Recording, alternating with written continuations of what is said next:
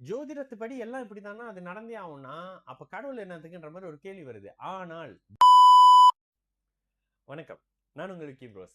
நமக்கு என்கடி ஞானத்தையும் வேத ஜோதிட ஞானத்தையும் ஆன்மீக ஞானத்தையும் வழங்கிய அனைத்து குருமார்களுக்கும் நன்றி. என்ற அதே வேளையில் இது ஒரு ஜோதிட விளக்கு வீடியோ விருப்பம் உள்ளவர்கள் தொடர்ந்து பார்க்கலாம்.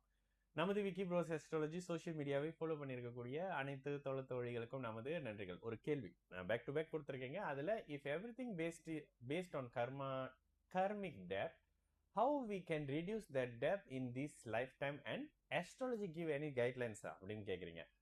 கர்ம படிதான் எல்லாம் நடக்குது அப்படின்னா எப்படி நம்ம இந்த கர்மவின் அடிப்படைகள்ல கர்மவினையை குறைச்சிக்கிறது, இதுல ஏதாவது விஷயம் இருக்குதா, ஏதாவது வாய்ப்பு இருக்கா நம்மளுடைய கர்மவினையை குறைக்கிறது அப்படின்னு? ஐயா, இந்த இடத்துல ஒரு தனித்துவமான நீங்க வந்து என்னோட கன்சல்ட் பண்ணி என் கூட ஒரு கன்சல்டேஷன் முடிஞ்ச ஒருத்தர்கிட்ட வந்து நீங்க போய் என்னை பத்தி கேட்டீங்கன்னா வேற மாதிரி தெளிவா இருந்துச்சு அப்படின்னு சொல்லுவாங்க.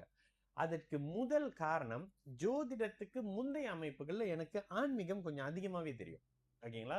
அதுவும் இந்து மதத்தினுடைய ஆன்மீக தன்மைகள் எனக்கு ரொம்ப சின்ன வயசுல இருந்தே அந்த நாலேஜ் கொஞ்சம் இருந்தது. அதுக்கப்புறம் வந்து கொஞ்சம் டீப்பான சில ரிசர்ச் மாதிரியான விஷயங்கள்ல கொஞ்சம் சில விஷயத்தையும் கத்துக்கிட்ட பிறகு, அதுக்கு பிறகு லாஸ்டா ஜோதிடத்துக்கு வந்தனாலயோ என்னமோ எனக்கு இந்த கர்மா பேட்டர்ன் என்னன்றது கொஞ்சம் புரியுது. நம்ம என்ன நினைக்கிறோம் அப்படின்னா, கடவுள் இறைவன் இருக்காருல்ல, இப்ப ஒரு சிவபெருமான் இருக்காருல்ல, சிவபெருமான் கடவுள். ஆனா அவருக்கு பூஜை பண்றவரும் கடவுளாவே இருக்கணும்னு எதிர்பார்க்கிறோம். அப்படி எப்படிங்க முடியும்? அப்ப சிவபெருமான்றவர் தானே இருப்பாரு. அப்ப நீங்க உடனே திரும்ப அப்ப நாயன்மார்கள் இல்லையா அப்படின்னு கேட்டீங்கன்னா, நாயன்மார்கள் இருந்தாங்க. நாயன்மாருக்கு நிகரா யார் இங்க இருக்கிறாங்க?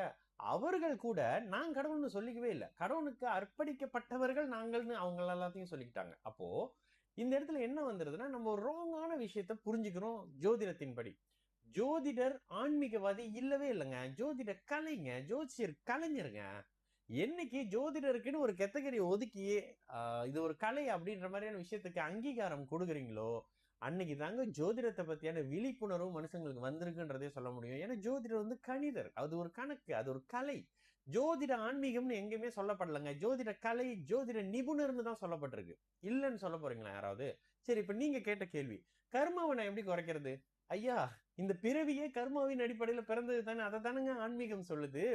இதுக்குதான் நம்ம இந்த இந்த இந்து மதத்தினுடைய அற்புதம் வேற எந்த மதத்திலையும் சொல்லப்படாத ஒரு விஷயம் என்ன தெரியுங்களா? மறுபிறவின்ற ஒரு விஷயம். அது இந்த இந்து மதத்திலையும் இந்து சார்ந்த மதங்கள்லயும் மறுபிறவின்னு ஒண்ணு சொல்லப்பட்டதே நம்மளுடைய கர்ம வினையின் அடிப்படையில மறுபடியும் நம்ம பிறக்கிறது தான். இதுல நல்ல கர்ம வினைகள் அதிகமா இருக்கா? கர்ம வினைனா எல்லாம் வர கெட்டதுன்னு நினைச்சுக்குவீங்க. நல்ல கர்மா அதிகமா இருக்கா, கெட்ட கர்மா அதிகமா இருக்கா? இது ஒண்ணு.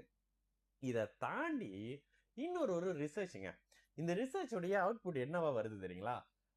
ஜோதிடத்துப்படி எல்லாம் இப்படித்தானா அது நடந்தே ஆகும்னா அப்ப கடவுள் என்னத்துக்குன்ற மாதிரி ஒரு கேள்வி வருது. ஆனால் ஜோதிடம் கர்மா, ஜோதிடம் கர்மா ரெண்டும் ஒண்ணுதான். இந்த ஜோதிடம் உங்களுக்கு ஒரு சிச்சுவேஷனை கிரியேட் பண்ணுது. நல்லா புரிஞ்சுக்குங்க. ஜோதிடம் ஒரு சிச்சுவேஷனை கிரியேட் பண்ணுது. அந்த கிரியேட் பண்ணும் பொழுது எனக்கு பிடித்தமான ஒரு விஷயத்த அது அப்படி என் கையில வைக்குது. எனக்கு பிடிச்சமான ஒண்ணு இப்ப என் கையில இங்க என் முன்னுக்கு வைக்குது. இது நான் எடுத்துக்கணுமா, இல்லைங்க இது எனக்கு வேணும் ஆனா பரவாயில்ல அது எனக்கு வேண்டாம் அப்படின்னு நிராகரிக்கிறோமான்ற இடத்துல இருந்து உங்களுடைய கர்மா செயல்பட தொடங்குது. இது உங்களுடைய ஆசையின் அடிப்படையில தொடங்குது. அப்போ இதுல கடவுள் எங்கெங்க வந்தாரு? நீங்க ராங்கான டிசிஷன் எடுக்கிறதுக்கு. இப்போ கோச்சாரத்துல சனி பகவான் வர, நீங்க தப்பு பண்ணி கஷ்டப்பட போறீங்கன்னு தானே சொல்றோம். தேவையில்லாத உறவுகளை சூஸ் பண்ணி கஷ்டப்பட போறீங்க, தேவையில்லாத பிசினஸ்ல இன்வால்வ் ஆகி கஷ்டப்பட போறீங்க, வாழ்நாள் சேவிங்க இழக்க போறீங்க. முடிவு யார்? கடவுள் எடுக்கிறாரு, ஜோசியமா எடுக்குது, நம்ம எடுக்கிறோங்க, நான் எடுக்கிறேன்.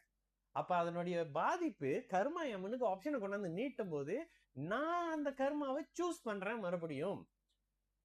ஜோதிடத்திலும் ஆன்மீகத்திலும் உண்மையிலேயே என்னுடைய புரிதல் ரொம்ப வேறங்க. அதனால நீங்க இந்த மாதிரி ஏதாவது ஒரு விஷயம் வந்து பேசுனீங்கன்னா மோஸ்ட்லி எல்லாம் தெரியற மாதிரி பேசுறானேன்ற மாதிரி இருக்கும். ஆனா நான் பேசுறதுல பாயிண்ட் இருக்கும். பாயிண்ட் இல்லையா, எனக்கு தெரியலையா, எனக்கு தெரியலன்னு பப்ளிக்கா சொல்றாளுங்க. எனக்கு தெரியல ஆமா அப்படின்ற விஷயத்த எனக்கு தெரியலன்னு சொல்லுவேன். நான் எந்த இடத்துலயும் எல்லாம் எனக்கு தெரிஞ்ச கடவுள் நானுன்னு சொல்லவே மாட்டேன். ஏன்னா நான் மனுஷன். எனக்கு இயல்பா ஏதோ இப்ப உங்ககிட்ட பேசுறதுக்கு இந்த மைக்க போட்டா தான் பேச முடியும். இன்னைக்கு முடிச்சுட்டு தொண்ணூறு நேரத்துல கான்சல்டேஷன் முடிச்ச பிறகு பசிக்கும், பசிச்சா நான் சாப்பிடணும். அப்புறம் வீட்டுக்கு போறது எனக்கு ஒரு வண்டி வேணும்ல, வண்டி ஏறி தான் வீட்டுக்கு போக முடியும், நடந்து போக முடியுமா நானு? அப்போ மனிதனுக்கு கடவுளா இருந்தா பறந்து போயிருவாரு, அப்படியே மறைஞ்சு போயிருவாரு. ஆனா மனிதனுக்கு தேவையான அத்தனை விஷயம் எனக்கு தேவைப்படுது. அப்ப தேவைப்படும் போது நான் மனுஷனா தானே இருக்க முடியும். இந்த மனுஷனுக்கு எப்படி ஒரு நடிகருக்கு ஒரு தனித்திறமை இருக்கோ, எப்படி ஒரு எஸ்பிபிக்கு தனியா பாடக்கூடிய ஒரு திறமை இருக்கோ, எப்படி ஏஆர் ரஹ்மானுக்கு தனித்துவமான இசையமைக்கக்கூடிய நிலை இருக்கோ, அந்த மாதிரி ஜோதிடருக்கு தனித்துவமான கணிக்கக்கூடிய நிலை இருக்கு. என்னதான் ஏஆர் ரஹ்மான் கூட ஆயிரக்கணக்கான கம்போசர் இருந்தாலும் யாரு பேசப்படுறா? தனித்துவமான ஏஆர் ரஹ்மான் பேசப்படுறாருல. அந்த மாதிரி 1008 பேர் நான் கடவுள், நான் அவரு, நான் இவரு, சித்தர் கித்தர்னு பேசிக்கிட்டு இருந்தாலும் தனித்துவமானவர்கள் ஷைன் பண்ணிக்கிட்டே இருப்பாங்க. இதை எப்படிங்க நான் அடிக்கடி சொல்லுவேன், இந்த இந்த இந்த வீடியோ பண்றதை தவிர்த்த தனிப்பட்ட மார்க்கெட்டிங் எதுவுமே பண்றது இல்லைங்க. நம்ம கிட்ட ஜாதகம் பாக்குறவங்க தான் போய் எல்லாத்துக்கும் இவன்ட்ட போய் பாத்துக்குவாங்க, இவன்ட்ட போய் பாத்து கொடுப்பான் அப்படின்ற மாதிரி நீங்க தான் வெளியில போய் என்னை பத்தி பேசி சொல்லிட்டு இருக்கிறீங்க. எப்படியாவது போய் ஒருகிட்ட பாத்துரு எல்லாத்தையும் சொல்லிடுவாருன்னு. மிக இக்கட்டான சூழ்நிலையில கால் பண்ணி நம்ம கிட்ட பேச டெய்லி இந்த கால்ல சமயத்துல அப்படியே ஆபீஸ்ல இருக்கும்போது கேட்கும், இது எப்படியாவது பேசணும் அப்படின்ற மாதிரி விஷயம் கேட்டுட்டு இருப்பாங்க. ஏன் நீங்க போனா என்னன்றத சொல்லிடுவாங்கன்ற மாதிரி. எதை மாற்ற முடியும், எதை திருப்ப முடியும், இதை சரி பண்ணிட முடியும் அப்படின்னு சொல்லக்கூடியவர்கள் 2 பேர் தான். ஒன்னு டாக்டர், இன்னொன்னு லாயர். இது என்னைக்கு உங்களுக்கு புரியுதோ அன்னைக்கு ஜோதிடரை கலைஞரா ஏத்துக்குவீங்க. சரிங்களா? நான் உங்களுக்கு நல்லது நடக்கும், எல்லோரும் நல்லா இருக்கும். வணக்கம்.